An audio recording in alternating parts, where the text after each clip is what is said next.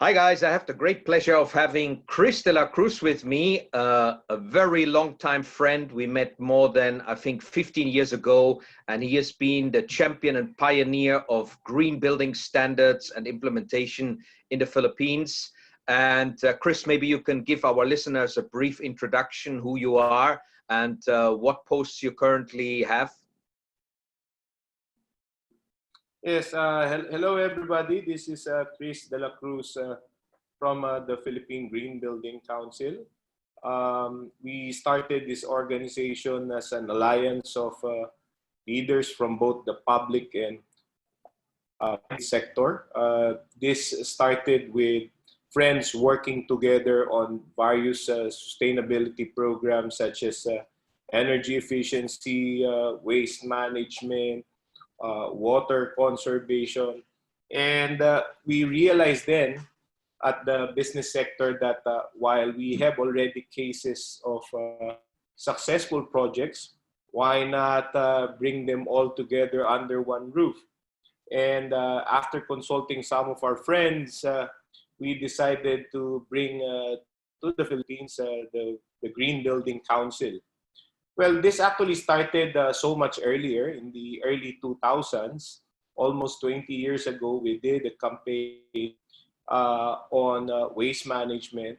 We sent architects to the US to work with the USGBC and to bring the concept of green buildings here in the Philippines.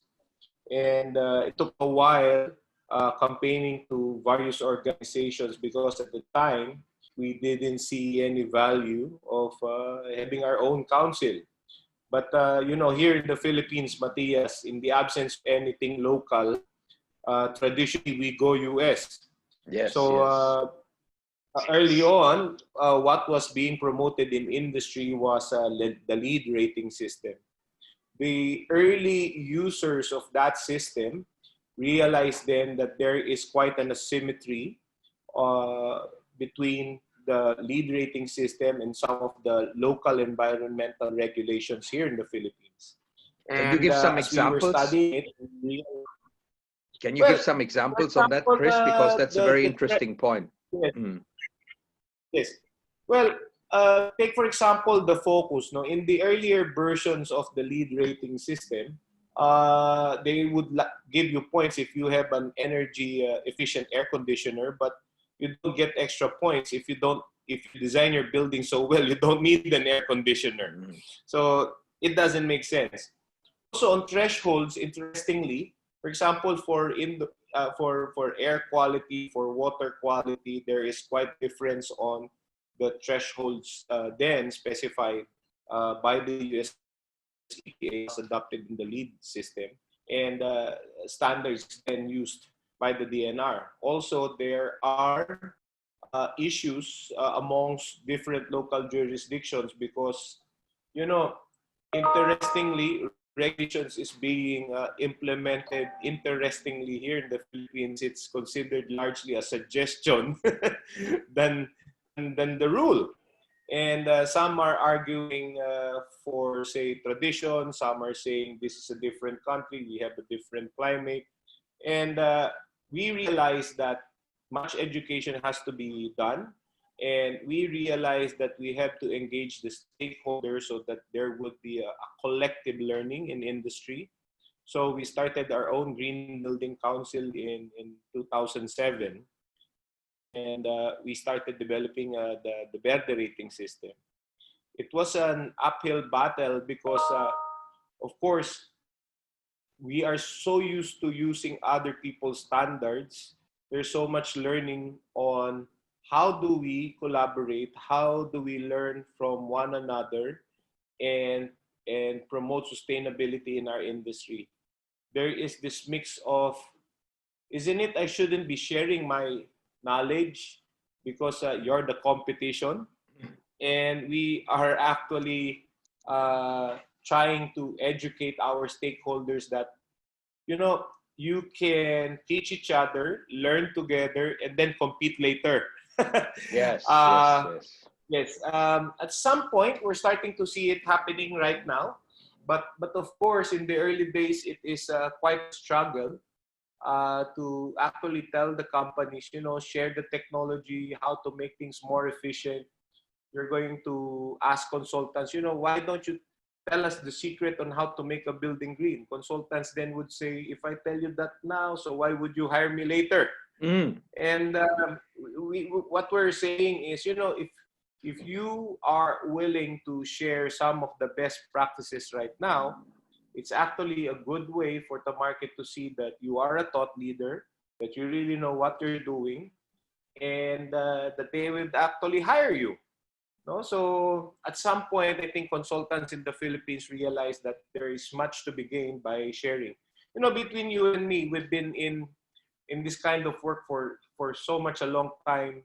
I remember when we met, it was about competing companies, supplying for a very large conglomerate, working together, sharing knowledge, and compete later for the business. But that was a different sector. But here in the construction sector, the old guard was very mindful of where they stand, in the hierarchy of things, and everybody would like to stay ahead of the competition. Yeah, actually, but of course, yes. Later on, we realized being a thought leader is the best way to stay ahead of the competition. Yeah, great sharings. I think actually our project, our supply chain project, the reason why the suppliers all willingly participated was because there was a big company with procurement power telling them you got to do it. I sensed there was apprehension against, oh, I'm sitting here around the table with my competitor. But in the end, it all worked out because they didn't see the environmental arena as so competitive. So how did you guys overcome this initial worry about, competition in the Verde standards making process? I think what was key was trying to explain to them what really matters most. If you ask any building professional, they would keep telling you, no, it's just about, at the end of the day, delivering your project is just about the cost, the price, the cost, the quality, and the schedule. I mean, those three things are the only things that they keep in mind, and they would always joke, choose two.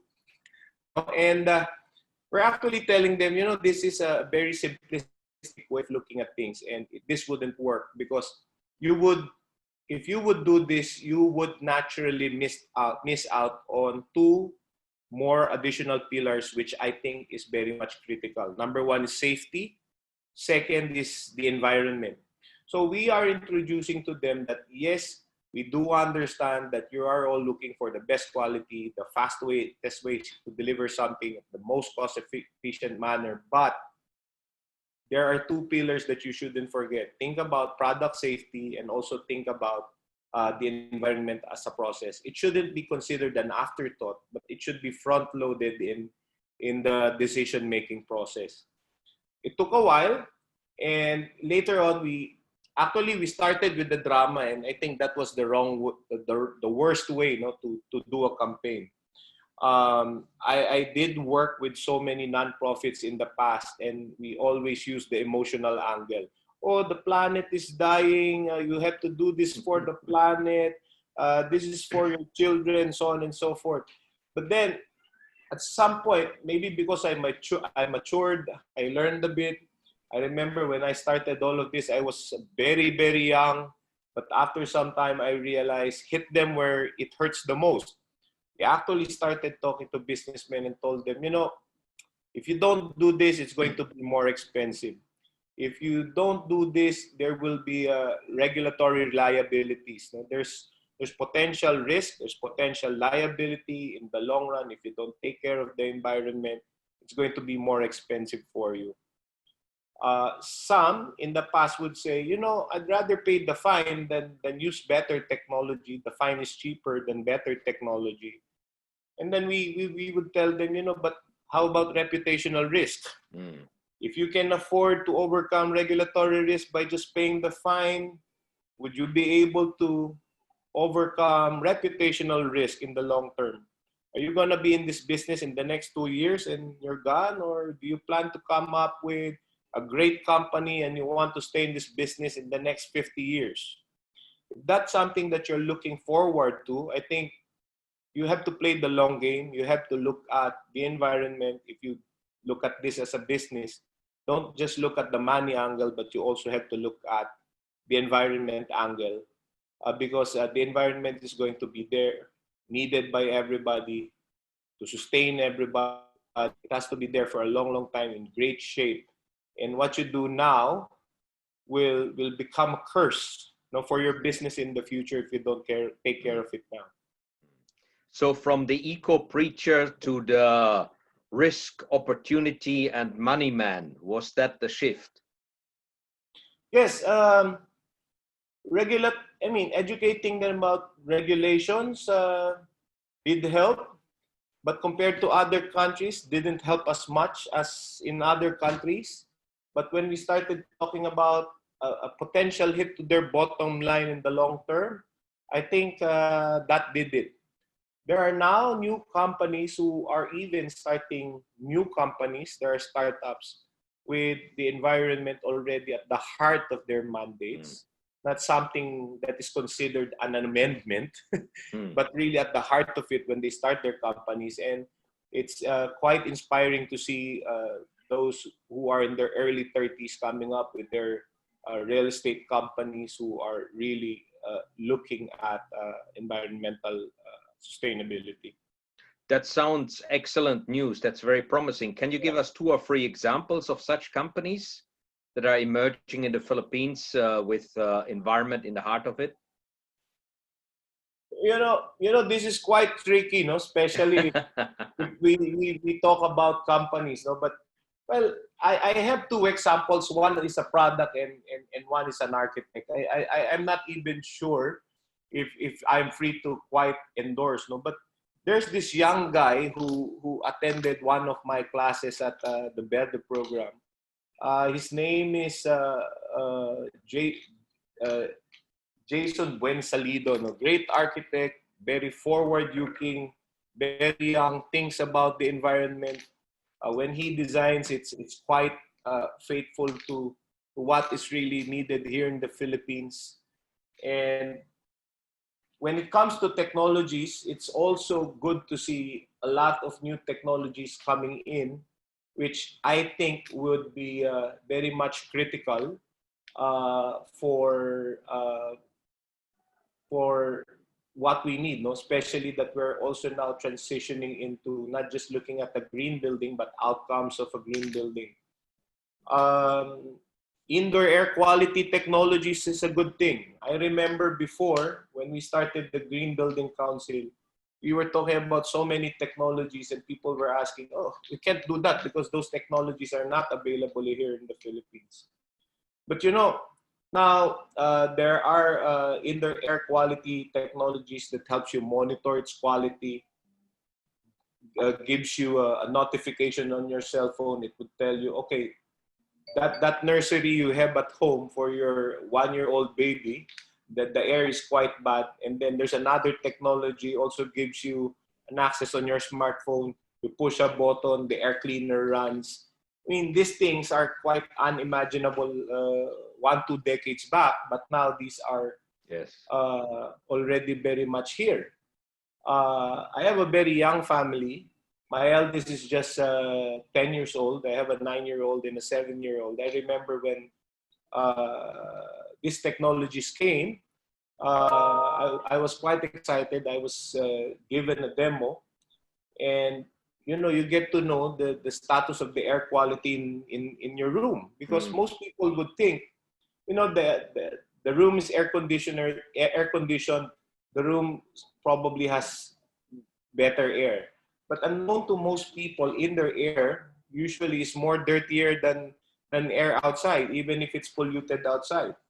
If the air exchange is on, bad air comes into the room, and if you do not effectively exhaust it and you don't effectively filter it inside the room, if you have a baby in the room, it's not a bad thing. I mean, for decades there have been so many studies linking a child's IQ Mm. to the quality of the environment, the air that they breathe.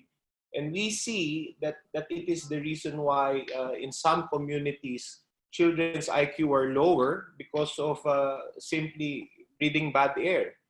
And I think as a parent, this is something that we should all look into. The technologies are getting more affordable, and I think it's something that we really should support. No, a lot of them are new technologies made by startups, made by young techie guys. It's a mix between old technology and the internet, which makes it more convenient and easy to mobilize. Yeah, I think that's a great point. I have one such device in my bedroom as well, and it's as well partially Filipinos inventors that come up with those kind of gadgets, which is good news, I think. And the person we're both thinking of, I interviewed him already. He'll be on one of the podcasts as well. So I picked up one statement you made, which I think was very, very interesting. We are looking at the outcomes of green building. What do they deliver in operational outcomes? And I think there was this huge debate many, many years ago in the US as well. Is LEED actually delivering more energy efficiency, or is it just an exercise of people chasing points for building certification? Will we see in the future more operational performance-based standards? Will indoor air quality standards come in there? What is the trends of green building standards? Well, to be fair, no, if we're looking at, say, the LEED rating system, the BRIM system of 20 plus years ago, I have to admit, the way personally I see it, as a lot of it is really point chasing. You install this, you get the point. You buy this, you get the point. You procure this, you hire this guy, you get the point. I mean, to be fair, a lot of the first tier system, let's call, say, LEED and BRIM, largely a first tier system. They were really about point chasing. Now, as rating tools progressed, and there are the second tier tools started talking about it a lot more, the likes of Green Star of Australia. It was a mix of LEED and BRIM, and a bit of a lot of practicality learned from the Australian market. I think we start to see transition between what you're buying and outcomes. And then newer tools, no, I'd like to say third tier tools like Verde, if Green Star learned from LEED and BRIM, we learned a lot from Green Star and BRIM and LEED as a third generation tool. We're starting to see a lot more of us focusing on the outcomes, and it's good as it is being coordinated through the World Green Building Council. All councils are learning together. We're sharing a lot of this information, and we're transitioning our tools towards more focused work towards outcomes of green buildings. Even through our education programs, before, people would just include in their program, well, you have to meet South Coast Air Quality Management District standard number so and so and so. Now, training materials are focused on why you need better air for your building. How does it improve employee productivity? How is it better for your family? So both the tools and the education, you get to see the transition beginning with the formation of third generation tools and councils. Also, interestingly, the third generation councils, like, for example, the Philippines, a lot of us are coming from the developing world, the emerging world, Southeast Asia. Of course, our priorities is so much different from priorities of the old world, no? and the United States. And we have different issues. We have new issues coming up. Climate change is going to hit us so much differently from those countries above the equator. And we're now focusing on the potential impacts, how are we going to mitigate it, and how are we going to implement it in the built environment. So And if you also, yeah, sorry. yeah, if you get your crystal ball out, Chris, your crystal ball, 10 years time, will it be performance in operation only? And what do you think would be the parameters that we will be looking at 10 years from now? Well, my fearless forecast would be systems must be performance-based more than prescriptive-based systems, whether these are standards or for ratings or technologies. Because if you look at prescription-based specifications, it seems like I'm buying this because this book said you buy this, install it. And there might be a disconnect from what you actually need and what a technology is selling. But if the education is focusing on what you need as a community, what you need as a country, what you need as an industry in a given specific jurisdiction, and then you look at a menu of tools out there, and it's up to you to adopt tools that is appropriate, that is relevant to your jurisdiction, and most cost effective for you. At the end of the day, if you reach that desired performance that you actually need, I don't really care how you get there, no? Whether you use technology A, B, C, or combination of these. But if you get the right amount of quality for your air, the right level of efficiency for energy, possibly zero, the right amount of energy use, regardless of technology you're using, the focus should be really is on the performance. When we talk here at with our technical staff, I keep mentioning to them that you should be very careful when you use the word should and when you use the word must. It's like saying when you build a building, you must ensure that you have very good indoor air quality, and you should be looking at these tools, technology 1, 2, 3, and 4, do an evaluation and adopt whatever is relevant to you so that you're able to achieve what you must achieve. No?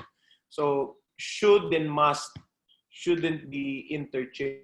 In the past, everything is using just should.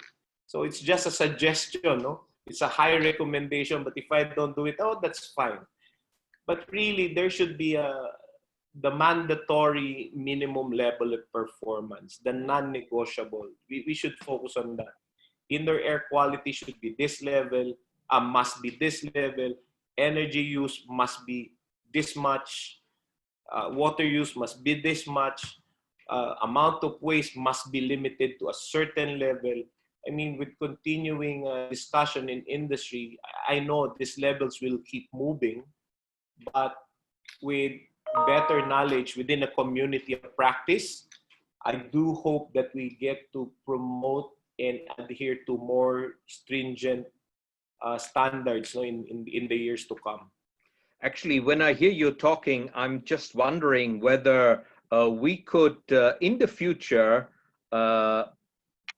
give and take away green building certification just with remote monitoring, have IoT devices on the energy consumption centrally, the water consumption, have a couple of indoor air quality monitoring devices. Maybe with waste, it's a little bit more difficult to capture that data because we are talking about volume and moving it around. It's more difficult to capture that with IoT devices, but maybe that's a realistic scenario that green building certification or healthy building certification together with green building certification is just based on real-time data remotely monitored. Obviously, data security will be very important for that one as well. But is that realistic? Well, I tend to agree with you. No, air quality, water, energy. It's so much easy to automate it through the internet. no human intervention. You can have an annunciator at your reception or at your living room. You know the levels that you're performing at, reported to you. You can print it out later. You can email it to anybody. The only trouble would be for waste management because that require human intervention. I mean, you can always automate weighing of your recyclables. Uh, but the thing is, if a person wouldn't put the waste in the right bin, it still wouldn't work. No, that would be the challenge. But you know, interestingly, even here in the Philippines, you get to see a lot of universities already studying sensors, no, for different types of issues for buildings, and we're going to see a lot more of that in the future, and the use of open source. In the past, people see this as high technology, but you know, personally, for me, building management systems, I think this is something that's very much available.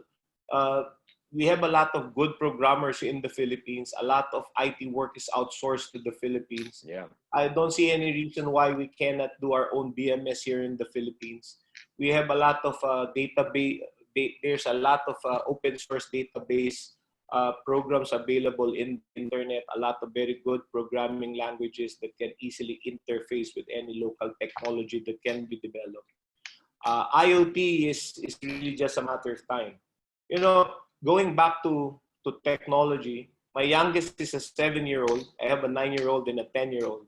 They are studying Scratch, and their gift to me was computer animation, and at the end, there was me in that computer animation, and they said simply "Happy Father's Day." This is something that you would expect from Hollywood a few decades back, not something you would expect from a 7-year-old. And then when I talk about, say, an animation develop, it's not 3 kids developing one animation film. I got 3 films from 3 of my kids, cartoon animations developed by them, which they did over, I think, over a 2-hour period. No? So you can just imagine how technology can be so much enabling for green buildings if only this is really explored by those in the IT industry. Yes, very good, very good.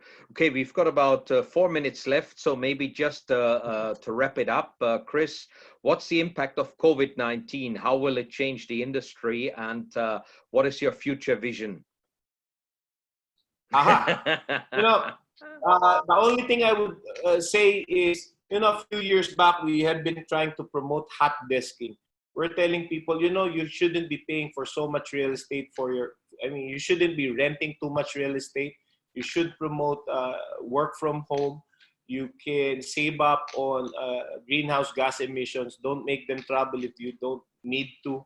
They all said, it's not going to happen, especially here in the Philippines. Now, nature has forced upon us that we learn how to travel less, how to work more efficiently, and how to leverage technology in order for us to lower our carbon footprint. You know, just a few weeks after the first run, no, of the quarantine, when you look outside the window, you get to see the Philippine blue skies again. Yes. And I hope we stay that way. I hope we learn that valuable lesson that, you know, we can trust our employees, make them work at home. There's more family time if we do that instead of wasting our valuable time away with the traffic. No, so I think this is something very much valuable, that if there's something good that came out of COVID, I think this is something that we should learn from. Yes. And we should learn more from, and hopefully we get to institutionalize this here in the Yes. workforce. Yes. Yeah. So will we have a lot of office space available now due to that change of mindset? And what do we do? How do we retrofit that office space for something useful? Well, of course, people would be saying there will be losses because there would be so much extra office spaces. But I always think, you know, we are a growing population. There will always be a need for these office spaces. But I would say offices will be more compact, and there will be more space for new entrepreneurial talent who would occupy these new spaces that is going to be freed up. I always see the Philippines as a very vibrant economy. I don't see any future, Yes. very bad future here, but only the best, no, for our industry. Yes. There's amazing talent in the Philippines. Great things have been achieved. Great work has been done on green buildings. And you are one of the earliest pioneers, Chris. It was great to have you on the call today. Thanks for sharing your candid views. Always good to catch up with you, and hope to see you again soon in real life, in physical life. And have a great day. Thanks for your sharing. Thanks, Matt.